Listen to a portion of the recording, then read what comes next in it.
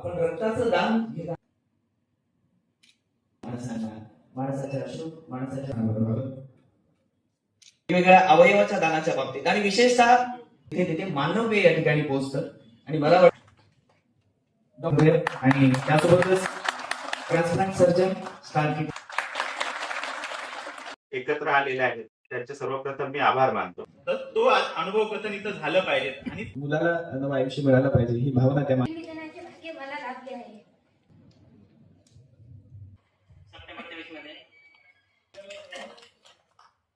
डोक्यामध्ये किंवा मनामध्ये जे विचार आहेत त्याबद्दल सर्वप्रथम मी त्यांच्याबद्दल म्हणजे कुठल्याही कौटुंबिक कुठल्याही अवयवाच्या दानाचं माध्यम सर्व मान्यवर मंडळींना विनंती करतोय, कृपया आपण या ठिकाणी डॉक्टर मसारे सर, अंकुश देवसरकर सर त्यांचा सर्वांनी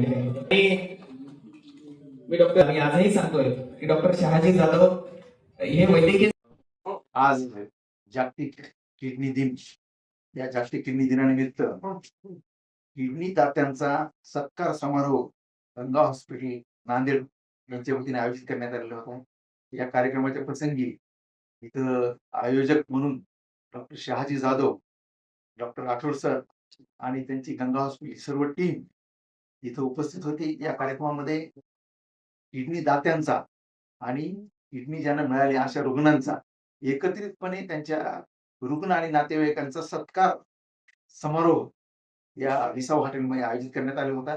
खरोखर अतिशय भावनिक, अतिशय आगळा वेगळा असा कार्यक्रम या गंगा हॉस्पिटलच्या टीमने आयोजित केला होता. यामधून लोकांमध्ये किडनी दान करण्याची प्रवृत्ती वाढावी आणि रुग्ण जे किडनीसाठी वेटिंगवर आहेत त्यांना लवकर किडनी मिळण्यासाठी निश्चितपणाने अशा प्रकारच्या कार्यक्रमाच्या माध्यमातून ही मदत रुग्णांना फार मोठी होणार आहे. आणि डायलिसिस असलेले पेशंट फार परेशान असतात आणि डायलिसिस हा काय अंतिम इलाज नाहीये.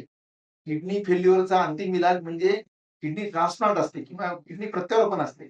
तर हे किडनी प्रत्यारोपणाच्या ऑपरेशनची संख्या जर वाढली तर देशामध्ये 5 लाख जे किडनी पेशंट वेटिंग आहे त्या सर्व रुग्णांना जास्तीत जास्त लवकरात लवकर किडनी मिळेल आणि त्यांच्या आयुष्यात एक नवीन पहाड उगवेल, एवढी या कार्यक्रमाच्या माध्यमातून मला वाटते अचिव्हमेंट निश्चितपणाने होऊ शकेल.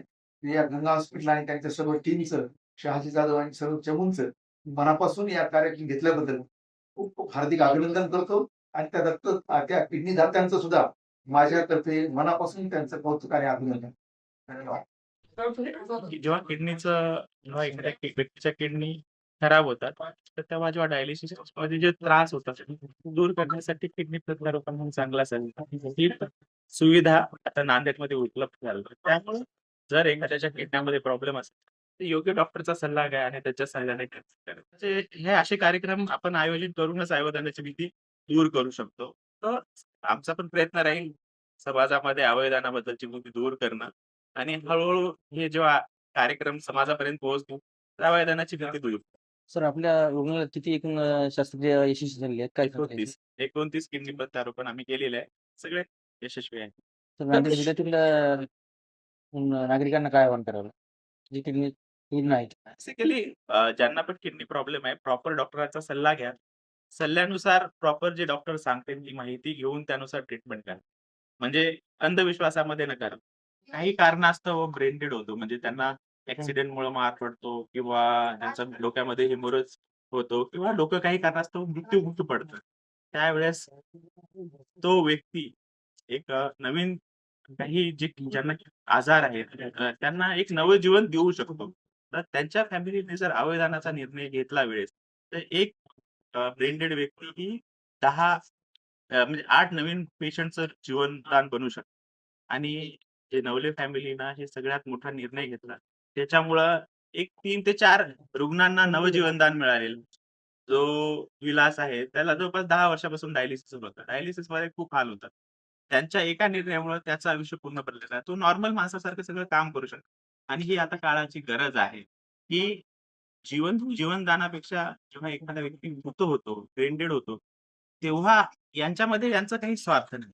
पण एक समाजासाठी एक भावना की आपल्यामुळे जगाचं काहीतरी चांगलं व्हावं, दुसऱ्याचं चांगलं व्हावं, त्या भावनेने जो अवयवदानाचा निर्णय यांनी घेतलेला आहे तो सगळ्यात मोठा आहे. बाकीच्या सगळ्या गोष्टी यापेक्षा खूप छोट्या आहेत.